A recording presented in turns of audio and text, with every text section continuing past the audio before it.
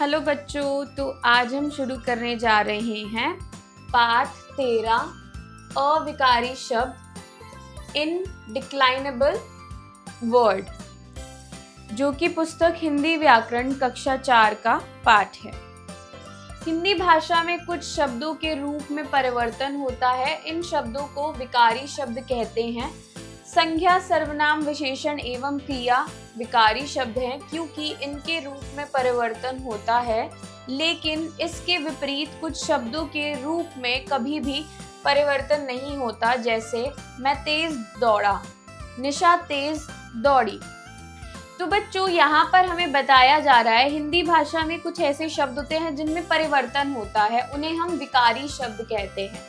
और विकारी शब्द के रूप हैं संज्ञा, सर्वनाम, विशेषण, क्रिया, और इनके रूप में परिवर्तन आता है। परंतु इसके विपरीत कुछ ऐसे भी शब्द होते हैं जिनमें परिवर्तन नहीं आता, उनको हम अविकारी शब्द कहते हैं। जैसे उदाहरण दिया, मैं तेज दौड़ा, निशा तेज दौड़ी। तो यहाँ तेज में कोई बदलाव ही नहीं है, परिवर्तन नहीं है, यहाँ तेज अविकारी शब्द है। ठीक है बच्चों, क्योंकि इसके रूप में दोनों वाक्यों में परिवर्तन नहीं हुआ, जबकि क्रिया दौड़ना के रूप में परिवर्तन हुआ। तेज एक क्रिया विशेषण है जो क्रिया दौड़ना की विशेषता बताता है। ठीक है बच्चों, जो तेज है वो अविकारी शब्द है और इसमें कोई परिवर्तन नहीं आया, जबकि जो क्रिया है दौड़ना, उसके रूप में परिवर्तन आया।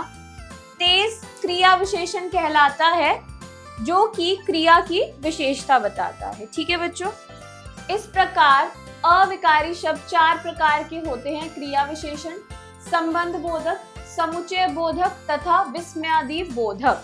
ठीक है बच्चों, यह 4 प्रकार हैं। सबसे पहले हम क्रिया विशेषण यानी कि एडवर्ब्स के बारे में पढ़ते हैं। परिभाषा दी गई है: जो शब्द क्रिया के काल, स्थान, रीति, परिमाण आदि विशेषताएं बताते हैं उन्हें क्रिया विशेषण कहते हैं। तो बच्चों, जो शब्द क्रिया के काल के बारे में, स्थान, रीति, परिमाण, इन सब चीजों की विशेषताएं बताएं क्रिया के बारे में, उनको क्रिया विशेषण कहते हैं। ठीक है बच्चों, चित्रों को देखकर पढ़िए और समझिए। घोड़ा तेज दौड़ रहा है, ऋतिक रोज पढ़ता है, मेरा बस्ता ऊपर रखा है। तो यहाँ पर तेज शब्द, यहाँ रोज शब्द और ऊपर।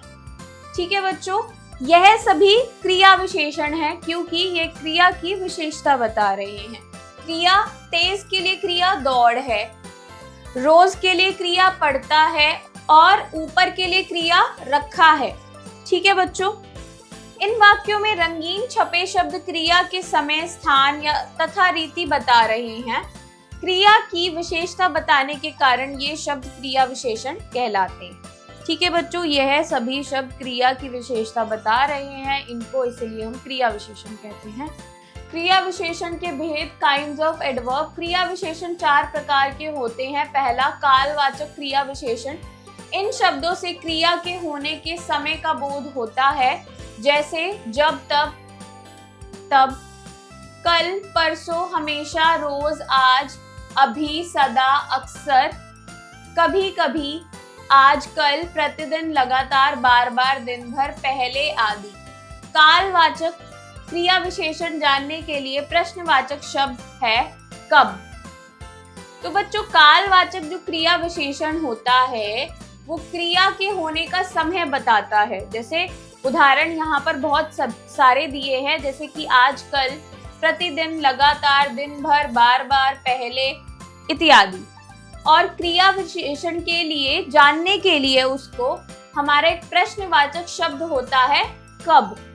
यह कार्य कब हुआ, यह क्रिया कब हुई, आज, कल, परसों, दिन भर, इस प्रकार से। ठीक है बच्चों, आगे बढ़ते हैं। दूसरा, स्थानवाचक क्रिया विशेषण। इन शब्दों से क्रिया के होने के स्थान का बोध होता है, जैसे बाहर, ऊपर, नीचे, पीछे, पास, दूर, सामने, यहाँ, वहां, इधर, उधर, इस और, दाएं, बाएं आदि। स्थानवाचक क्रिया विशेषण जानने के लिए प्रश्नवाचक शब्द है किधर या कहाँ। तो ये जो शब्द होते हैं स्थानवाचक क्रिया विशेषण, ये क्रिया के होने के स्थान का बोध कराते हैं। और उदाहरण दिया गया है जैसे बाहर, ऊपर, नीचे, पीछे इत्यादि शब्द। और इसके लिए प्रश्नवाचक शब्द होता है कहाँ। ठीक है बच्चों, आगे बढ़ते हैं। तीसरा, रीतिवाचक क्रिया विशेषण। ये शब्द क्रिया के होने का ढंग या रीति बताते हैं, जैसे तेज, धीरे धीरे, ध्यान पूर्वक, रोते रोते, हंसते हुए, दौड़कर, जल्दी, अच्छा, अचानक आदि। रीतिवाचक क्रिया विशेषण जानने के लिए प्रश्नवाचक शब्द है कैसे। तो बच्चों, ये जो शब्द होते हैं ये क्रिया के होने का ढंग बताते हैं, किस तरीके से वह हुआ है वे बताते हैं। जैसे उदाहरण दिया, तेज, धीरे धीरे, रोते रोते, हंसते हुए इत्यादि शब्द। और इसके लिए प्रश्नवाचक शब्द होता है कैसे। ठीक है बच्चों, आगे बढ़ते हैं। चौथा, परिमाणवाचक क्रिया विशेषण। ये शब्द क्रिया के होने का परिमाण या माप बताते हैं, जैसे बहुत, थोड़ा, खूब, कम, ज्यादा, इतना, उतना, बिल्कुल, पर्याप्त, बस, काफी, लगभग, केवल, थोड़ा सा आदि। परिमाणवाचक क्रिया विशेषण जानने के लिए प्रश्नवाचक शब्द है कितना। परिमाणवाचक जो क्रिया विशेषण शब्द होते हैं वो क्रिया के परिमाण या माप के बारे में बताते हैं। यहाँ पर उदाहरण दिए भी गए हैं, थोड़ा, खूब, कम, ज्यादा इत्यादि। और इसके लिए प्रश्नवाचक शब्द होता है कितना। आगे बढ़ते हैं तो आते हैं संबंध बोधक यानी कि प्रेपोजिशन। सबसे पहले परिभाषा पढ़ते हैं। जो शब्द वाक्य के किसी संज्ञा या सर्वनाम का किसी दूसरे संज्ञा या सर्वनाम शब्द से संबंध बताते हैं उन्हें संबंध बोधक कहते हैं। तो ये ऐसे शब्द होते हैं जो वाक्य में किसी संज्ञा या सर्वनाम से किसी दूसरे संज्ञा या सर्वनाम के बीच का संबंध बताते हैं, उनको संबंध बोधक कहते हैं। चित्रों को देखिए और उनके नीचे लिखे वाक्य पढ़िए। ठीक है बच्चों, बिल्ली मेज के नीचे बैठी है, मेज के ऊपर एक पुस्तक है। तो यहाँ पर के नीचे, ठीक है बच्चों, और यहाँ पर दिया गया है के ऊपर। तो बच्चों यह जो है ये संबंध बोधक है। इसी प्रकार से अगला वाक्य पढ़ते हैं। टोकरी में कुछ फल हैं, में। टोकरी के बाहर एक आम है, के बाहर। यह सभी संबंध बोधक है। ठीक है बच्चों, दिए गए वाक्यों में के नीचे, के ऊपर शब्दों से बिल्ली और पुस्तक का संबंध मेज से बताया गया है। इसी प्रकार आम और कुछ फलों का संबंध टोकरी से बताने के लिए में और के बाहर शब्दों का प्रयोग किया गया है। अंततः के नीचे, के ऊपर, के बाहर संबंध बोधक शब्द है। तो बच्चों यहाँ पर हमें बताया जा रहा है जो रंगीन शब्द दिए गए थे वह संबंध बता रहे हैं एक संज्ञा या सर्वनाम से दूसरे संज्ञा या सर्वनाम के बीच में, इसलिए वे सभी संबंध बोधक है। अगला हम पढ़ते हैं समुच्चय बोधक कंजंक्शंस। परिभाषा पढ़ते हैं। जो शब्द दो शब्दों, वाक्यांशों, वाक्यों या उपवाक्यों को जोड़ते हैं उन्हें समुच्चय बोधक कहते हैं। तो ऐसे शब्द जो दो शब्दों, वाक्यांशों, वाक्यों या उपवाक्यों को जोड़ने का काम कर रहे हैं उनको हम समुच्चय बोधक कहते हैं। चित्रों के नीचे लिखे वाक्यों को पढ़ते हैं। ठीक है बच्चों, पिता और पुत्र टहलने जा रहे हैं। और यह वाक्य ऐसे भी हो सकता था, पिता टहलने जा रहा है, पुत्र टहलने जा रहा है। परंतु जब हम दोनों वाक्यों को मिला देते हैं या जोड़ देते हैं तो हमारा वाक्य बन रहा है पिता और पुत्र। तो जो शब्द और है वह समुच्चय बोधक है। ठीक है बच्चों, आगे बढ़ते हैं। आम अधिक मीठा है अथवा सेब।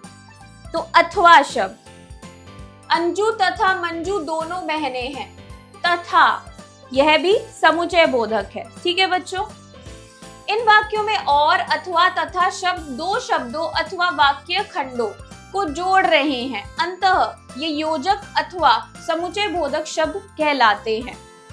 तो बच्चों और, अथवा, तथा ये दो शब्दों या वाक्य खंडों को जोड़ने का काम कर रहे हैं, इसलिए या तो इन्हें हम योजक कहेंगे या समुच्चय बोधक शब्द कहेंगे। कुछ अन्य योजक शब्द परंतु, या, यद्यपि, तथापि, की, क्योंकि, चूंकि, ताकि, जो कि, अन्यथा, किंतु, एवं, मगर, व, इसलिए, लेकिन, बल्कि, पर आदि, यह सभी अन्य योजक शब्द दिए गए हैं। ठीक है बच्चों, अंत में हम पढ़ेंगे विस्मयादि बोधक इंटरजेक्शंस। परिभाषा: विस्मय, हर्ष, शोक, दुख, घृणा, प्रशंसा, भय, क्रोध आदि मन के भावों को प्रकट करने वाले शब्द विस्मयादि बोधक कहलाते हैं। तो बच्चों, जो शब्द मन के भावों को प्रकट करे उन्हीं को हम विस्मयादि बोधक शब्द कहते हैं। ठीक है बच्चों, चित्रों के नीचे लिखे वाक्यों को पढ़िए। वाह, तुमने तो कमाल कर दिया। यहाँ पर आप देख सकते हैं रंगीन शब्द, इसमें उत्साह या शाबाशी के लिए बोला जा रहा है। ठीक है बच्चों। हाय, मुझे तो कुछ याद नहीं आ रहा। यहाँ पर हाय, यह भी विस्मयादि बोधक है, यह भाव को व्यक्त कर रहा है। इसी प्रकार से हाय राम, मैं तो लुट गया। ठीक है बच्चों। पहले चित्र में प्रसन्नता, खुशी, दूसरे चित्र में परेशानी, दुख व लाचारी और तीसरे चित्र में हानि व शोक के भाव प्रकट हो रहे हैं। इन शब्दों के साथ विस्मयादि बोधक चिन्ह, ये चिन्ह है विस्मयादि बोधक का प्रयोग हुआ है, ये विस्मयादि बोधक है। ठीक है बच्चों। विस्मयादि बोधक शब्द हमेशा वाक्यों के पहले आते हैं। इन शब्दों के साथ विस्मय सूचक चिन्ह का प्रयोग किया जाता है। तो बच्चों, यहाँ पर बता रहे हैं जो सबसे पहला चित्र था उसमें प्रसन्नता, दूसरे चित्र में परेशानी, दुख या लाचारी दिखाई जा रही है और तीसरे चित्र में हानि, शोक, इन सभी के भाव प्रकट किए जा रहे हैं। तो ये जो शब्द है ये विस्मयादि बोधक चिन्ह के साथ प्रयोग होते हैं और इन्हें विस्मयादि बोधक कहते हैं। जो विस्मयादि बोधक शब्द होते हैं हमेशा वाक्य से पहले आते हैं और इन शब्दों के साथ विस्मय सूचक चिन्ह का प्रयोग किया जाता है। ठीक है बच्चों। सबसे पहला प्रशंसा: शाबाश, तुमने तो विद्यालय का नाम रोशन कर दिया। भई वाह, आपने तो बहुत सुंदर गीत गाया है। तो बच्चों, यह उदाहरण दिए गए हैं, हम बस केवल इनको पढ़ेंगे। ठीक है बच्चों। दूसरा घृणा: छी छी, कितने गंदे कपड़े हैं। थू थू, कितनी कड़वी दवा है। तीसरा हानि शोक: हाय राम, अब मैं क्या करूं। हाय, मेरा तो सब कुछ जलकर राख हो गया।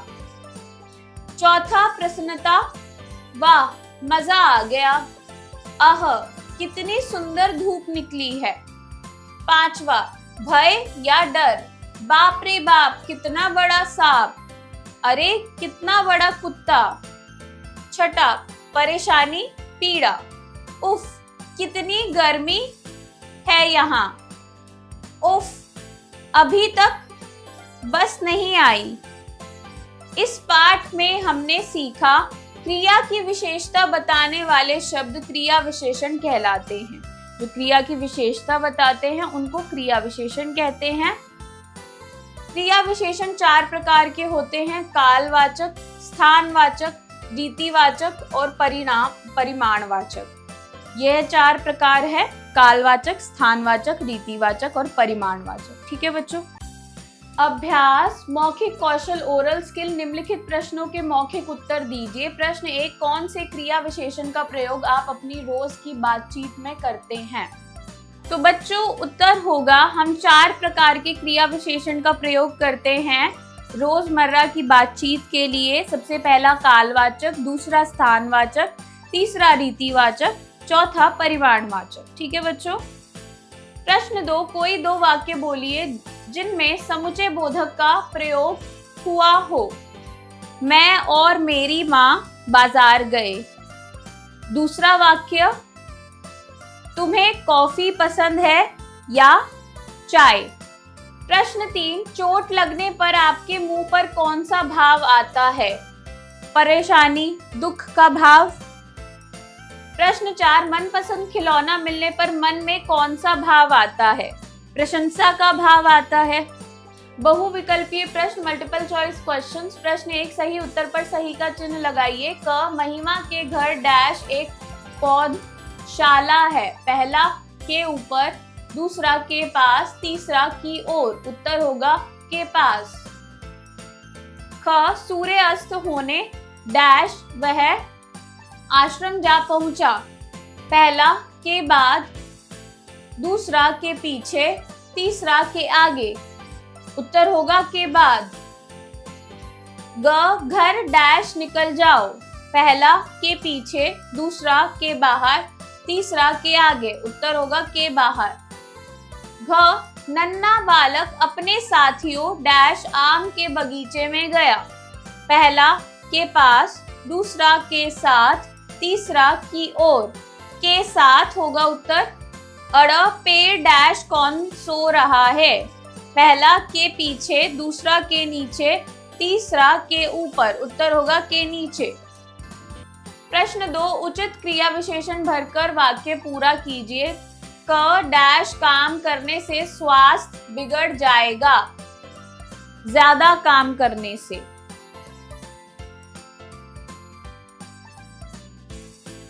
ख यह पुस्तक डैश बिक रही है, उत्तर होगा कल।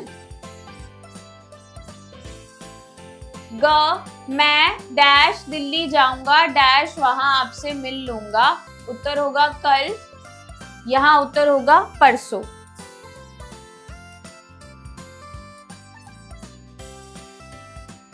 घ धर्मात्मा लोग डैश झूठ नहीं बोलते, उत्तर होगा कभी। लेखन कौशल राइटिंग स्किल। प्रश्न 3, दिए गए वाक्यों में से संबंध बोधक शब्द छांटकर लिखिए। क यमुना दिल्ली के पास बहती है, उत्तर होगा के पास। ख मकान के नीचे दबकर श्रमिक की मृत्यु हो गई, उत्तर होगा के नीचे। ग घायल यात्री कष्ट के मारे चीख रहे थे, उत्तर होगा के। घ अंधकार के कारण कुछ दिखाई नहीं देता, उत्तर होगा के। अड़ वर्षा के पहले बादल गरजने लगे, के पहले। च परिश्रम के बिना विद्या रूपी धन प्राप्त नहीं होता, के बिना। प्रश्न 4, नीचे दिए गए वाक्यों के समुच्चय बोधक शब्दों को छांटकर लिखिए। क चुपचाप बैठो या चले जाओ, उत्तर होगा या। मैं यहाँ पर रेखा खींच रही हूँ, आप स्वयं लिख लेंगे बच्चों, ठीक है। ख अमन गया और रमन आया, उत्तर होगा और। ग ऋतिक गाता है पर खेलता नहीं है, पर।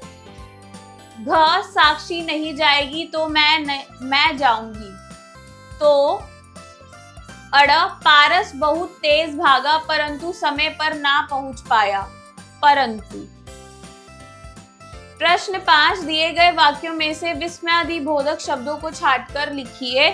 क शाबाश तुमने बहुत अच्छा काम किया, उत्तर होगा शाबाश। ख हाय लता को चोट कैसे लगी, हाय। ग अह कितना सुहावना दिन है, आह। घ धिक्कार है, उसने देश का भेद एक विदेशी को बता दिया, उत्तर होगा धिक्कार है।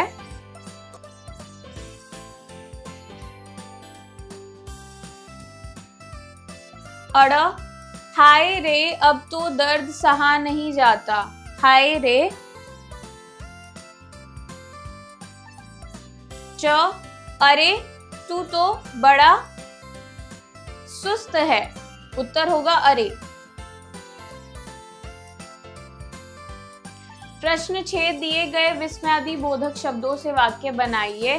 क सावधान, सावधान आगे खाई है।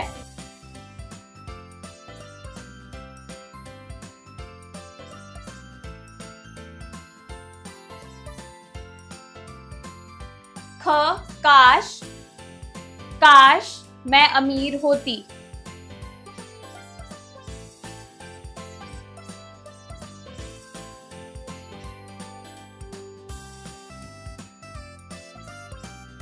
ग अरे अरे उसे चोट लग गई।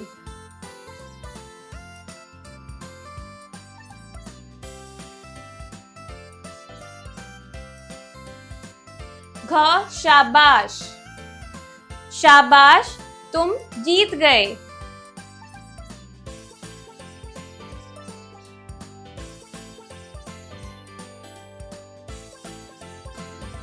अड़ हाय, हाय बच्चा गिर गया।